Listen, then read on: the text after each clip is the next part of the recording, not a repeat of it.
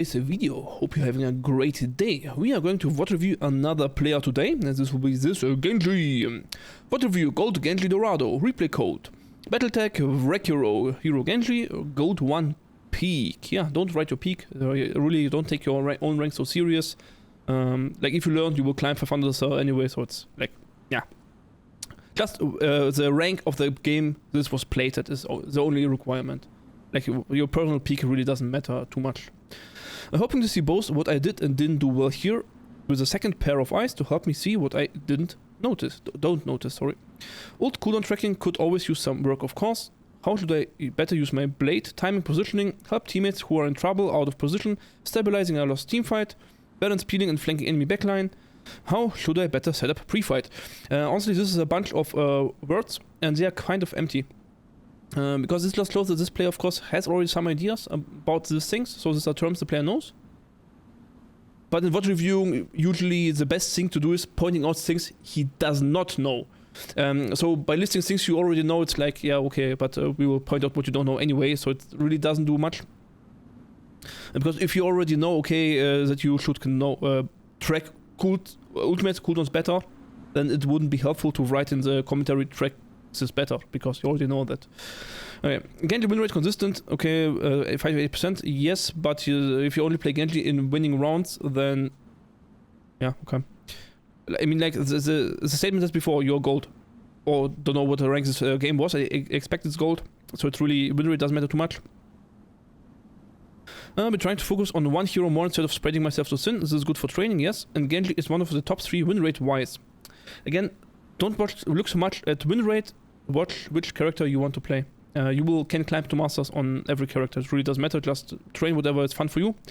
Except, of course, you want to get to top 500 as fast as humanly possible, and of course you might want to play meta, but really watching your own win rate is like, yeah, the character you train most should have the highest win rate. Getting kinda old, so I can't really on Twitch reactions. This is wrong. I'm 36 and my human benchmark is still at, I don't know, 160 milliseconds, so it's good enough. I did get low diamond on mostly Widow account in Overwatch 1. Again, totally irrelevant because, again, you're posting a Genji VOD review, so we are looking at your Genji mistakes.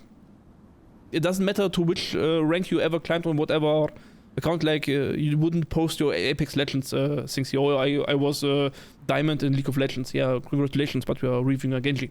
Okay. So just, like, there's a lot of ego in this text. It's just what I mean, like, you are a gold Genji, that's enough for the coach to understand what level of tips to give, and that's what we're going to do here. That's what I mean. And this is just if you read your own request, you will see that there's a lot of stuff that is actually quite irrelevant for Genji itself. Okay. Hello there. Hello, Nasty. Welcome to the stream. Hope you're having a great day, my dude. Doing great. We're going to review Gold Genji that reached a diamond on a Widow. Ready for battle. Something with Recuro. This guy. Okay, let's go. We heard a jungle trap from Ribs. Let's see. 5, 4, 3. Okay, so let's start. We have like a Symmetra and a Diva, so which means we can actually follow up onto the Sim teleport, which is interesting. And we of course also have a Kiriko and Baptiste that also both can flank and shoot stuff. But it depends a lot on what they do and where they do it. It can be very random and hard to plan on gold. Like it can be a Kiriko that's just AFK on main and just shoots whatever is convenient, and it might be a Reinhardt shield, it might be a totally flank Kiriko that goes behind the enemy backline and does stuff. And the same goes for Diva. There are Divas up to masters that just stand frontline and just shoot the enemy tank from 20 meter range and do nothing all game and pretend they are active. And there are Divas that actually play Diva and go for isolated targets, but you can follow up. So you really need to see how your teammates actually play. So it's like in theory there's a good plan what you do with these characters, but in reality it doesn't work out because these characters didn't read the same guide as you did. Well, from the enemy side, you might have a tough time to actually find targets. But there's a chance because enemies are kind of a little bit dragged out from distance they want to play with. Like Sigma, Junkrat have their own distance, but they have different loot mechanics. Like Baptiste, Ashe have their own, have roughly the same distance, but Baptiste of course wants to heal, so also different positioning. And Mora of course then can have also completely different positioning. So that's something to consider. You're watching where your tank is, it's fine. But the thing is, you're lacking your own scouting. And you're already sneaking, like, if this doesn't result in a kill right away, you're losing a lot of time where you could have started generating your ult. You're wasting a lot of time for just for the off chance there is something you can kill. And right? And like, it would have been easy. Just look where your tank is and engage with your tank. Like, imagine you're just walking behind your tank flies up, gets a kill, you could have just be here, right? It's like, you're doing a lot of stuff for something specialized, which kind of seem a little bit irrelevant because you don't know what's going on. You don't know which characters they have, where's their position. Like, this is cool, they can be all around the map.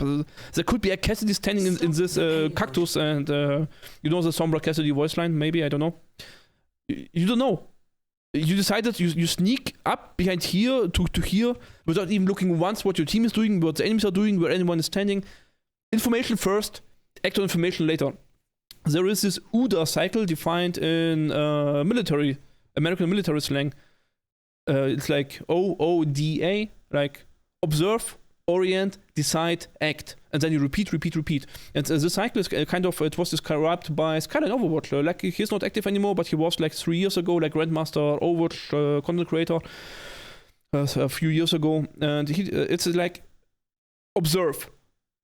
What is information? What is where is the Junkrat? Where is my tank? Where is everything? Then orient. This is where you classify what you're seeing. What does it mean? Like, if you see, okay, Junkrat is on high ground alone, he's isolated, your D.Va is flying in, it means dive target. The Ashe has this long sidelines, which means we avoid the sidelines. This orient is like how you interpret the situation. And then it's the decision. So based on the information and how you define the information, and then you make the decision what you actually do, and then you act.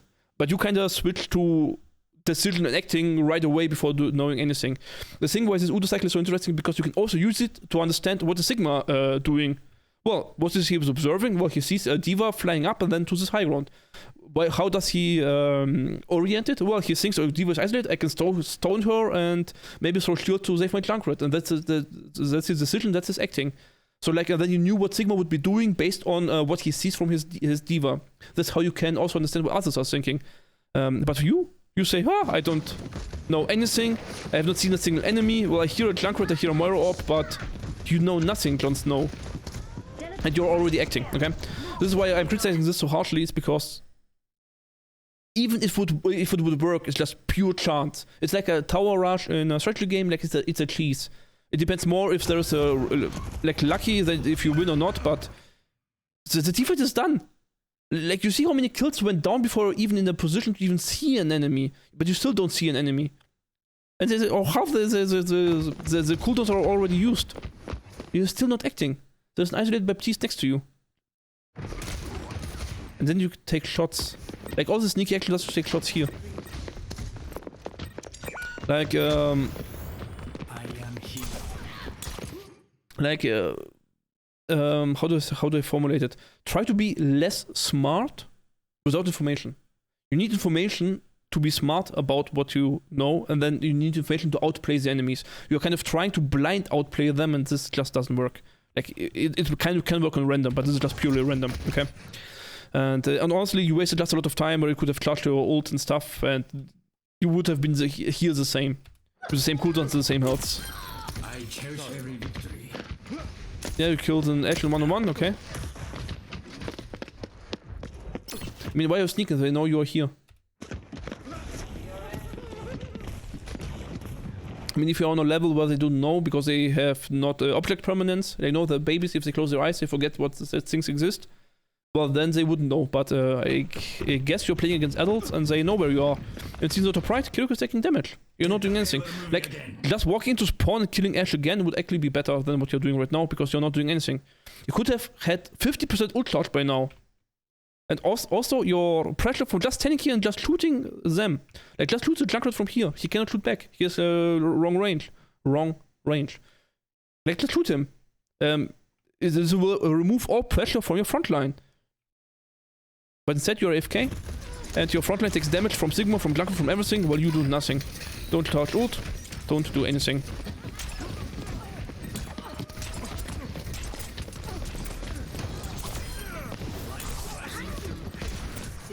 I mean, this is of course okay, but, well, it's...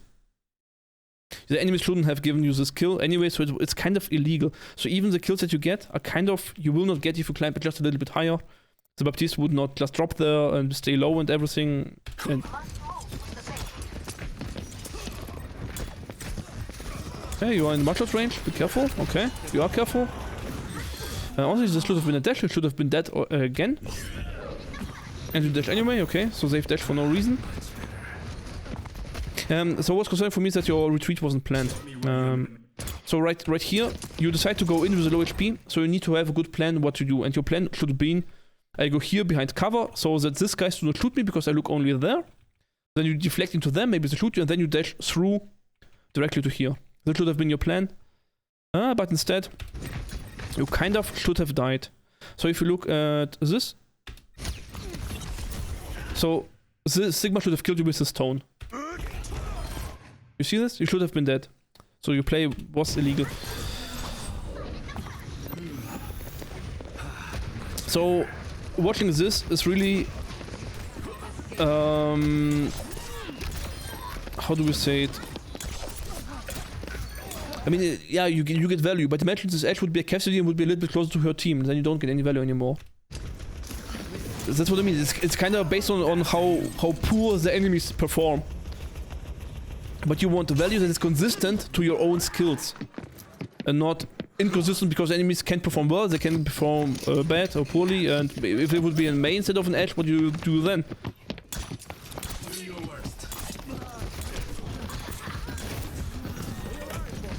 Should have been dead again.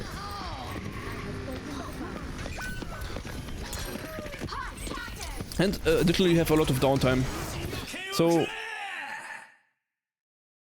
you're the third one in your team to get ult and the fifth in general.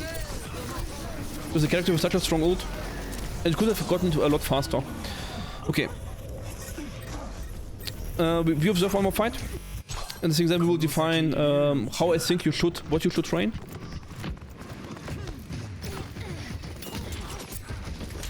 So this approach, what you're currently do right now, is closer to what I would have recommended from the beginning.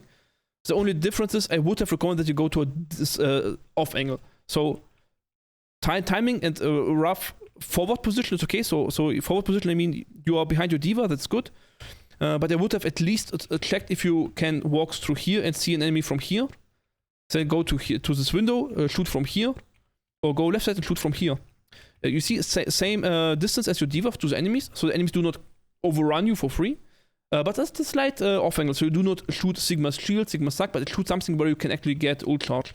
And then if your diva goes in, you can go left side, or if you're here, of course, go to the right side. But again, you want to avoid shoot the Sigma. And this is something I would have recommended you from the beginning. Play with your team, and then during the get the information in, and then during the fight, start to spread out, see what you can do instead. So now, you've taken unnecessary damage because you went from the center in front of your tank and then to the left side. This is an illegal move. Instead, you should kind of needed to go back up here or go back somewhere here, climb up here, you know, outside of the enemy range and go around in cover. Because here, again, you should have been dead, sadly. So the rotation itself was the right idea, but you were right in front of your tank, basically, on the main. So if you run in front of your tank, you need to have cover like this. Like then you can shoot you can shoot from here maybe and then dash out, because then you have cover. But here you have not cover to anything. The entire team can shoot you and you will die, guaranteed. Sometimes you need, but that's why I recommended that you go to the high ground from the start, because then you can see, then you can go up to here and see, and you are a lot safer by when you rotate. Kind of skipped forward by a lot, I feel like. Okay, but it doesn't matter. Let's see where we are. But this is start. Okay, so here we are 5 on 4 roughly. You are with your Kiriko and okay, you're shooting, that's good. That's good. Okay. Yeah, again, a lot of Genji tech again, being extra smart and stuff, but you know, just going here and shooting down would accomplish roughly the same, it's a lot easier. So it looks fancy, but you can just shoot more, because honestly, Mei, Sigma will not contest you on this distance, and if they do, then you go next window. If they do, then you go next window. Because they're just shooting at the mast anyway, you don't care what you hit, because you will not kill anything. You're just poking to get ult charge. And so and this looks fancy, and this is of course a nice tech and stuff, but instead you could have deflected Mei Blizzard.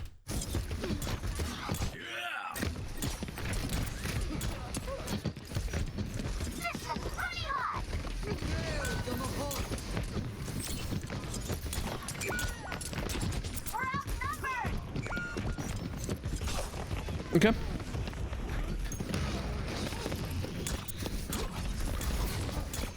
So for this team fight, again, what is your how do you win this Genji? Well, you poke them to get ult charge, but then if you see an isolated target, you go to an isolated target. But your own gameplay, like look at this, you jump down and shoot down. And you're so focused on this movement that you totally do not see the Junkrat walking in solo. Like look how much focus this requires. And right here, you could just go and kill the Junkrat, but you don't even see him. And also, I also didn't see him watching your gameplay, because this is just so much stuff going on that it's just unrequired. Like I mean, you could honestly just drop down here and shoot from low ground into the back, and then yeah, go to the Junkrat, basically. Like, you're so safe up here. And this would have been your win condition. Just kill the Junkrat while he's alone. For Junkrat, it's a little bit scary, so you need to be very sure with your deflects, but if you want to carry, you kind of need to be sure. That's why I mean, you kind of play a little bit overly smart. Like, you do this fancy text and stuff, but I feel like this is too much. Just play the basics correctly first and outplay later. So usually you learn how to play correctly first, and then you learn the rules first, and you learn how to break the rules. But you kind of skipped this and just went for hyper ninja plays right away. There was actually no reason to go to low ground and back to here. Like, just stay on high ground and continue poking them. But yeah, okay, now you have another chance to walk in with your team. This cloak is a little bit scary because, of course, you kind of need to cross all this without a team, so this is a little bit scary. So you could consider go to this suspect, walk through with deflect, and just go inside here. This can work. Then you have an off angle to your team. Or just go high ground here and shoot them from down, because again, they don't have exactly the good range to poke you out from here, and just wait until your tank goes a little bit forward. And then you can just cross to the other side. You can stand here, shoot down, or transition to high ground, and so on. So these are like good Genji rotations. Okay, decide for high ground, that's a good choice. Okay, I recommend to not jump here, and jumping is the only chance enemies to hit you is when you jump. Could have deflected that orb, just drop, deflect, go back up. Again, a lot of ult charge that you could have get instead of the enemy Moira. Okay, would have went to high ground here for sure. I mean, yeah, I mean, it's the same tempo basically, but this is good. I mean, it's not perfect, but I mean, for your level in general, it's okay.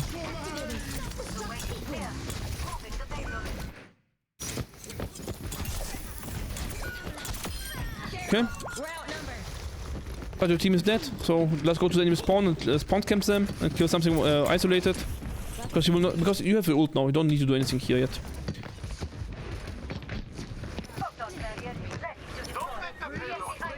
You kinda again didn't see the Junkrat jumping, right?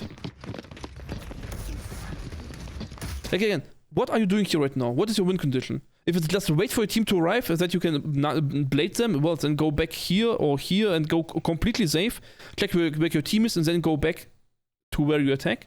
Or you want to wait for something solo and kill him, then you need to watch out for this one.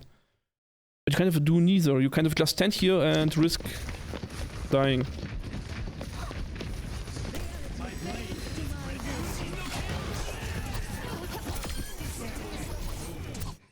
Small thing.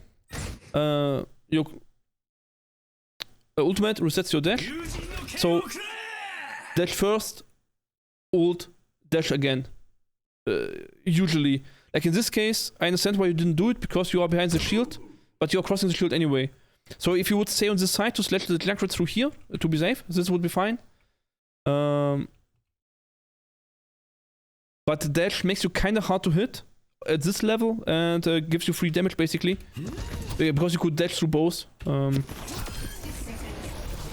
So just, I mean, just consider that you reset your dash with your, by activating your ult, so you do dash twice.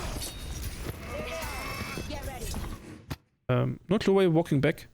I would have totally be up front here and jumped to this car and continue shooting. Maybe have it. Because again, you need ult charge for next blade. So just shoot the Sigma shield doesn't give you ult charge. Yeah, that's fine.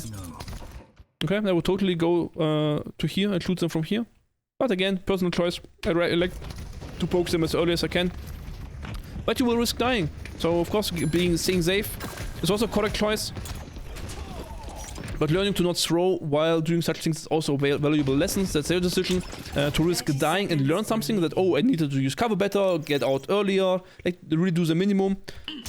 Or just be safe here with your team. Both are viable choices, depending on what you want to learn in which game.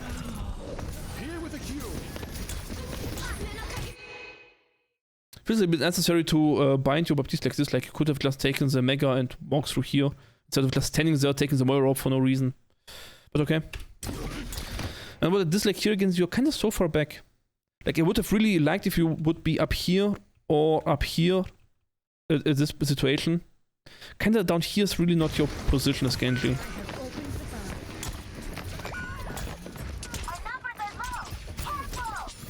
Okay, teamfight is lost, not much to be done.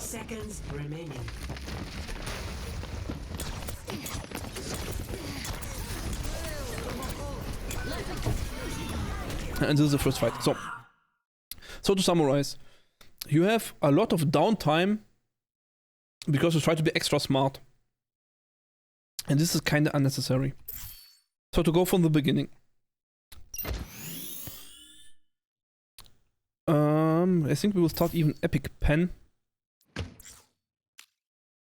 Yes, we will. I want to draw on my screen.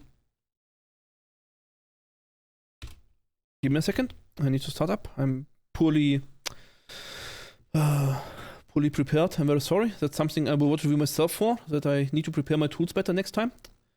I'm very sorry. Again, watching my own coaching back and to understand what I'm doing wrong and what I can do better. So last time I got a reply that I was too harsh with my coaching. I hope I'm not too harsh this time. I hope these are tips that you find useful for you and not just stupid bashing. Okay, so Dorado. The goal is to go to this position without dying. And get your ult when your card arrives here. This is a goal on Dorado. The first teamfight should happen about at this choke. So ignore the time. There's a choke behind there. This is where the first teamfight should happen. The enemy doesn't want to let you through this choke, and you need to brute force your way through this choke because it's very good to hold. Because why? If the enemies hold before, somewhere around here. So let's mark the high ground with blue. So you have this high ground. You know it's blue, it's a stupid color because you barely see it, but well, it's blue anyway. So you have a lot of high grounds here that you can just abuse. And this is what you should honestly abuse. And this should be roughly your goal, to abuse this high grounds. So right now the enemies are abusing them, of course. But _cosplay wants to steal some marshmallows. Thank you very much for the follow. Hope you enjoyed the watch review. So you can just go through the main door. So now let's draw and write how you should walk. So you walk through main door with your team, where you're roughly safe, you can get healed easily. And you just here you look where are enemies, what can you do? And then you will see, okay, there's a Junkrat on this high ground, which I can contest, because he's isolated. There's a Baptiste on this high ground, which I can contest because he's isolated. And there's a lot of evil stuff on this high ground, which I should not touch at all, because, meh, too many enemies, and they are really ugly to deal with. Like, you jump in Sigma, he stones you, Moira is uncatchable, and whatever's there behind, you don't want to deal with, okay? And you have additional factor. The second factor is, well, where's your Sim TP and where's your Diva? So if your entire team goes in here, you go with them. But if your team doesn't go in or goes only in half or whatever, then you go for the isolated target, either Junkrat or Baptiste. Why? Because you went main, you got information, you got the orientation, you made the decision, either one of both, go with tank or go isolated targets, and then you execute. And you just try to not kill them, that's not even necessary, but trade your cooldowns, like deflect, like dash, with their cooldowns and their HP. Why is it good for you? Because if this Junkrat uses both mines, he will go back to his team, and this space will then be yours to use. Okay? He cannot continue to rain bullets down onto your team. He needs to go back. And you also just go back to your team, but you're pushing the payload. The time is on your side. So that is good for you. Okay? The same goes for Baptiste. Like if you attack this Baptiste, this teammates, I know my screen is getting full, I'm sorry, but I hope you can see where I'm drawing. Let's draw it back. If you go for this Baptiste, this team will turn around and help the Baptiste. Again, forcing them back. Makes them look back, maybe Baptiste goes behind. Give your team more time to just push the card around, trade a little bit of resources, and just get ult charge until you arrive at this choke. And this is how you play the first point as Genji on your level, basically. Was ein Kunstwerk, danke Spike. And again, hello Lilu Wu Cosplay. Hope you're having a great day. Hoffe, du hast einen großartigen Tag. Das Review machen wir auf Englisch. Das Stream selber findet dann auf Deutsch statt. I don't know which language you prefer, welche Sprache du bevorzugst. Darfst du mir gerne schreiben. Ein Hyr ist multisprachig gültig, deswegen weiß ich es noch nicht. Aber ja, wir reviewen gerade Rekiro, den Genji Main. Das ist gerade unser Watch-Review. Schnell ein Foto machen. Später was mehr. Ein Picasso. Okay. So let's go forward a little bit. So, but instead of doing all this, your team dies and so on, then you do nothing. Like here you are 5 and 4. But instead you leave your team alone, you do nothing. Like just shoot. Hey, you see? You shot. You see that? You see that? Look at this. Look at this. Look at the Baptiste arrow. So here's Baptiste. Here's his arrow. He's looking to this direction. Why is my pen so small? Ah, now I have the mighty pen. Now I don't see anything anymore. Great. I'm doing great as an expert. I'm a professional, trust me. And now you do nothing. You look where the arrow is. You don't see it anymore because I overdrawn it. And now you shoot and zack. The first one turns around. Which means your team has now less pressure to deal with.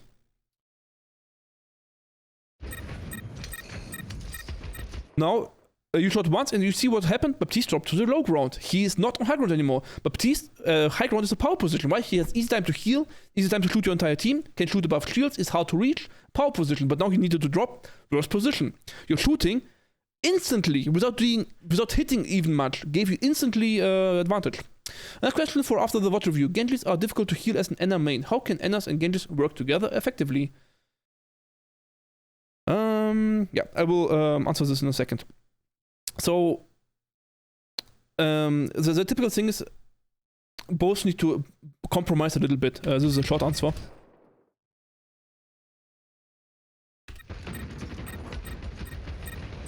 I'm trying to remember if I have a gameplay for this, but I think I don't. And now again, now all this is fine because you're 5 and 4, you are now active, so this all is going great. Now, sadly, your team is very chill in the back. Like, there's no reason why D.Va is not doing anything, which is a little bit unlucky, but you still need to continue to take care of where your team is. Like, here you attack the edge directly, but instead you should have gone to high ground, and again, just pokes them from the back until you see an isolated target, this edge, and then you just go for this edge and fight the edge from here, because then she's alone. Like, if you fight from here, she's not alone. The entire team looks at you. You see this? Moira looks at you. If you fight from here, they do not look at you, and you want to find the situation where they don't look at you. This is isolated targets you want to find as Genji. So you fight with the team until a target is isolated, then you fight this target. And I think this basic rotation is what you should be doing as Genji. So let's watch a random different situation. Where does this team fight start? So a lot of stuff is going down. So basically now it is reversed. Now you're on this high ground where the Junkrat was. Now your team is fighting there. You're going for isolated targets, it is good. Well done. You got the reward, it's well done.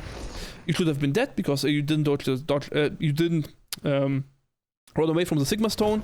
So this dash on high ground, like you are not getting punished at your current level from Sigma Stones, but later you will, so it's a good habit to just not get Sigma Stoned at all. You're doing stuff again, that's fine. A little bit of a waste. you're currently blocking the payload, so the enemy team is not progressing, and you are 5 and 4. So you already have the advantage. And so if you just shoot down, you already have enough advantage to win this, to draw more resources out of the enemies than you need for yourself. So this ult is a little bit wasted, but it's not really the topic for now. It's just because you're already 5 and 4 and stuff. And so unless something happens, like your Sigma shield breaks, then you might need to ult. But if you can, the later you ult, while you are on payload, the better it is. If the enemies would be on payload and they're pushing and you need to stop them to push, then ult fast. But now you have the control over payload, so ult as late as you're allowed to still win the team fight. And your entire team over ults. So, buff window going down, blade going down, Sigma ult going down. In a 5 versus 4 where enemies are already losing and dying. This is a really hard throw from your team. And you contributed by using your own ult. And like, again, you can control on your own ultimate. But just understand the timing. Like when you are pushing the card and the time, like if the time on top runs out, which team wins? If it's your team, then try to play slower. But if you need to gain advantage of the payload, then try to play slower a little bit. Yeah. Okay. So to the question we had, how do you heal a Genji as Ana? So this depends on both. Like if you're in a situation like this is like perfect. Ana is on high ground, Genji is on high ground, this will be easy to heal. The thing is, what most Anas do wrong, in my opinion, is they play too safe. This goes mostly for most supports. Like, where should Ana be playing? Well, mostly where you can dominate a fight by hitting your anti-nade or enabling DPS to play power positions. Like, as Baptiste, you can play power positions for yourself. As Baptiste, you can be up here and stuff, like, really crazy. Or here and deny, because why? If Baptiste is here and enemy jungler wants to jump up, enemy jungler gets hit once, enemy jungler will not jump up anymore. So power position saved by Baptiste. But Ana shouldn't be here on her own. She doesn't have the cooldowns for it, basically. So Ana would basically like to support the Genji defending this power position, which means if Ana is down here, she might heal the Sigma quite well, or even back here something, but she will not heal the Genji anymore. So my general recommendation is to be in a position where you can help the Genji to protect the valuable positions, mostly. So you're not yourself on this difficult positions. This would be a little bit too risky. So then you need all cooldowns just to save yourself. So you kind of want not be so far forward that you need to use the sleep and your anti-nade always to save yourself. Unless the enemies always dive you anyways, and it doesn't matter. But if you're up here and you need to self-nade yourself all the time just to kill a Genji, that's too far forward. So the Genji also should kind of adapt in a way that if he always fights here, where you cannot see him, that's on Genji. But the big thing is, if Genji dies, your team fight is over anyway. So honestly, there is no reason for you to stay alive if your Genji dies for it, more or less, in my opinion. But of course, the easiest thing would be if you just did me a replay code yourself, Lily Wu cosplay. So if you just remember a game where you didn't know how to heal this Genji, just send a VOD review and it's easier to just point it out. Because honestly, the way this Genji is play right now is really hard to answer. But I think this is where we end the VOD review for the Genji part. So Rekiro, if you have any more questions, feel free to ask them on stream. Or in the Reddit, I will post the link video later. And thank you much for watching. Bye bye!